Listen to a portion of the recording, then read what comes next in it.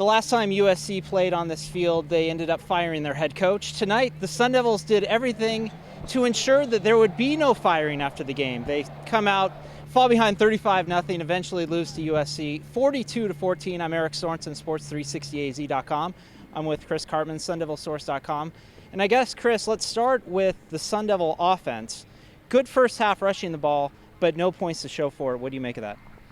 Yeah, they went with some 20 personnel, 21 personnel, two backs, tight end. We saw Stanford be very successful last week against USC, score 41 points in the game, and USC really couldn't stop that A-gap attack. ASU had a lot of success with that. We had the long DeMario Richard run, but yet there was like an invisible barrier when they got to the 35-yard line. They just couldn't move beyond that. They couldn't get really into the red zone.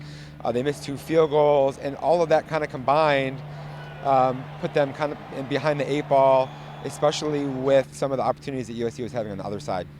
Defensively, this team has feasted on others in the past with the turnover margin, and this season has been a role reversal. Is that a big part of the reason why we're sitting here at 2-2? Yeah, no doubt. I think ASU last year was plus 17 in turnover margin, one of the best teams in the country. Their bread and butter has been not turning the football over and then forcing opponents to put the ball in jeopardy with their blitz pressure. This year they haven't gotten to the quarterback. They haven't been able to make an impact against the only 2 teams really capable of beating them. They've only had a couple sacks, tackles for loss, not where they typically have. They're not generating the types of 3-and-outs that they've had in the past. And tonight in particular, USC was 9 out of 15 on third downs. They had first down completions when they had 3rd and 5, 3rd and 6, 3rd and 8, 3rd and 10, 11, 12, and 15 yards. You're almost never going to win when that's the case, coupled with having a -3 turnover margin. That's the whole reason ASU is down 35-0 to start the game. ASU has played 2 good teams and lost. ASU has played 2 subpar to bad teams and won. Is this sort of what you see is what you get from ASU? I don't necessarily think so. I think there's been a few challenging things.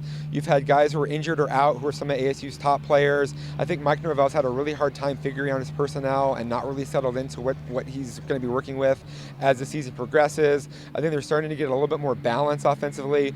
But when you have some of the miscues, mental errors, mistakes, and poor tackling that you saw tonight, plus USC making plays in space against athletes that aren't as good as the USC athletes.